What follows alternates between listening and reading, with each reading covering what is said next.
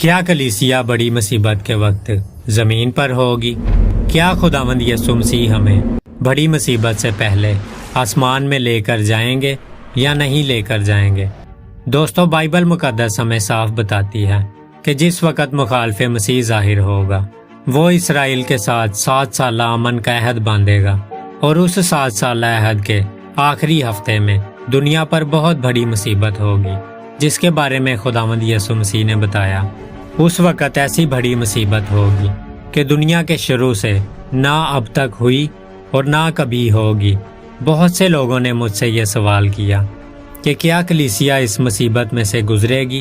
اگر نہیں تو کیوں؟ اور میں اس کا ہمیشہ یہی جواب دیتا ہوں کہ کلیسیا اس بڑی مصیبت کے زمانے سے پہلے اٹھائی جائے گی، اور کلیسیا اس مصیبت میں سے نہیں گزرے گی، جس کی بہت سی وجوہات ہیں، بہت سے ریزنز ہیں جن کو کہ ہم آج کی ویڈیو میں ڈسکس کرنے والے ہیں کہ کلیسیا بڑی مصیبت سے پہلے کیوں آسمان پر اٹھا لی جائے گی۔ تو اگر تو آپ اس چینل پر نئے ہیں تو میرے چینل کو سبسکرائب کریں اور اس ویڈیو کو لائک کریں تاکہ خداوند کا پاک کلام زیادہ سے زیادہ لوگوں تک پہنچ سکے۔ میں اس چینل پر مسیح بہن بھائیوں کی مدد اور ان کی رہنمائی کے لیے ویڈیوز کو اپلوڈ کرتا رہتا ہوں۔ اگر آپ کسی ٹاپک کے بارے میں جاننا چاہتے ہیں تو آپ اس کو کمنٹ میں ضرور لکھیں، اور اگر آپ کی کوئی پریئر ریکویسٹ ہے تو آپ اس کو بھی کمنٹ میں ضرور ٹائپ کریں۔ خداوند آپ سب کو بہت برکت دیں گے۔ تو آئیے آج کی اپنی ویڈیو کو سٹارٹ کرتے ہیں اور جاننے کی کوشش کرتے ہیں کہ کیا کلیسیا بڑی مصیبت میں سے ہو کر گزرے گی یا نہیں گزرے گی۔ تو آئیے دوستو اپنی ویڈیو کو سٹارٹ کرتے ہیں۔ دوستو، کلیسیا اس بڑی مصیبت میں سے ہو کر نہیں گزرے گی، اور بڑی مصیبت سے پہلے ہی آسمان پر اٹھا لی جائے گی، اور خداوند یسوع مسیح سیکرٹلی آئیں گے اور اپنی کلیسیا کو بڑی مصیبت سے پہلے آسمان پر اٹھا کر لے کر چلے جائیں گے۔ اور یہ بات میں کیوں کہتا ہوں، اس کے بہت سے ریزنز ہیں۔ تو آئیے نمبر 1 کو دیکھتے ہیں۔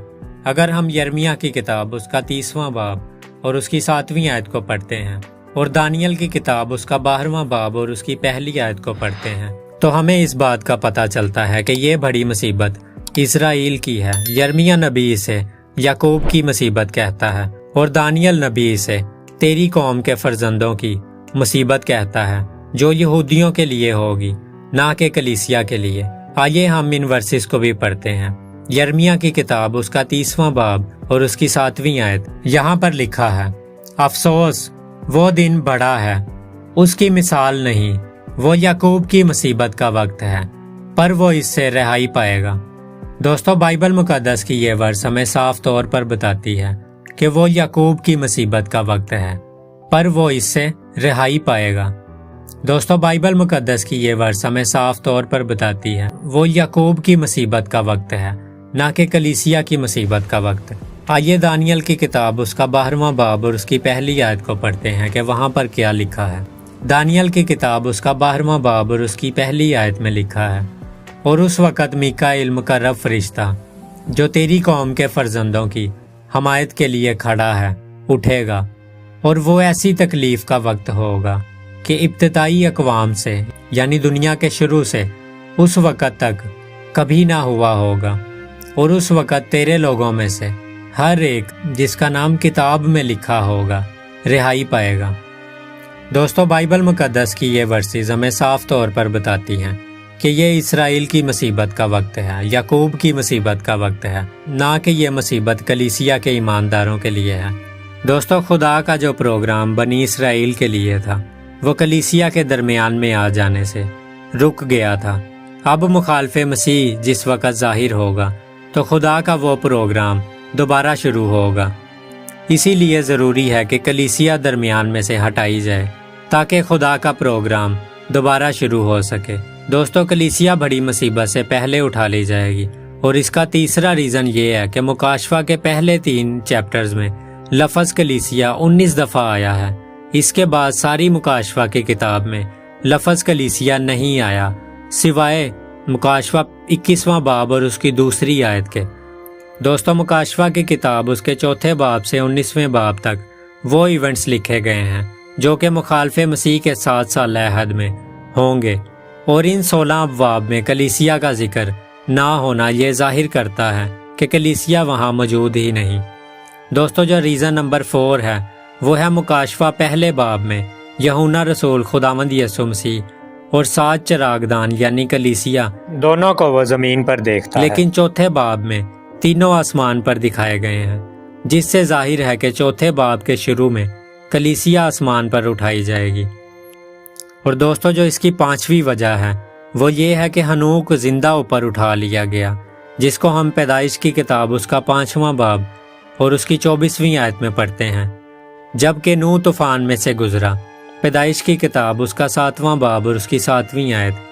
दोस्तों, हनूक कलीसिया को जाहिर करता है जो उठाई जाएगी, और नूह नबी इसराइल को जाहिर करता है जो मुसीबत में से होकर गुजरेगी।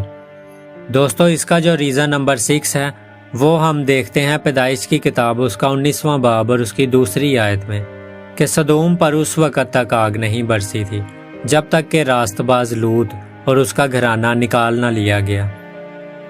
और दोस्तों, अगर हम पतरस रसूल का 2रा खत उसका 2रा बाब और उसकी 9वीं आयत को पढ़ते हैं तो वहाँ पर लिखा है, तो खुदावंद दीनदार को आजमाइश से निकाल लेता है और बद किरदारों को अदालत के दिन तक सज़ा में रखता है। दोस्तों, ये कलीसिया की मुसीबत नहीं है, बल्कि ये याकूब की मुसीबत है, जिसका 7वां रीज़न ये है कि यशवा ने जब तक राहब फहाशा, जो गैर कौमों की एक औरत थी, उसको यरू से निकाल न लिया तो उस वक़्त तक उसको आग से नहीं जलाया गया। इसी तरह इस दुनिया पर खुदा का गज़ब उस वक़्त तक नहीं भड़केगा जब तक कलीसिया निकाल ना ली जाए। दोस्तों, रीज़न नंबर 8 है कि जिस वक़्त तक तोमा रसूल ने खुदावंद यीशु मसीह के हाथों में उंगली ना डाल ली, तब तक उसका यकीन ना किया, जिसको हम यूहन्ना की अंजील उसका 20वां बाब और उसकी 36वीं आयत में देखते हैं। तोमा रसूल इसराइल को जाहिर करता है जो खुदावंद यीशु मसीह के ज़ख्म देखे बगैर यकीन ना करेंगे।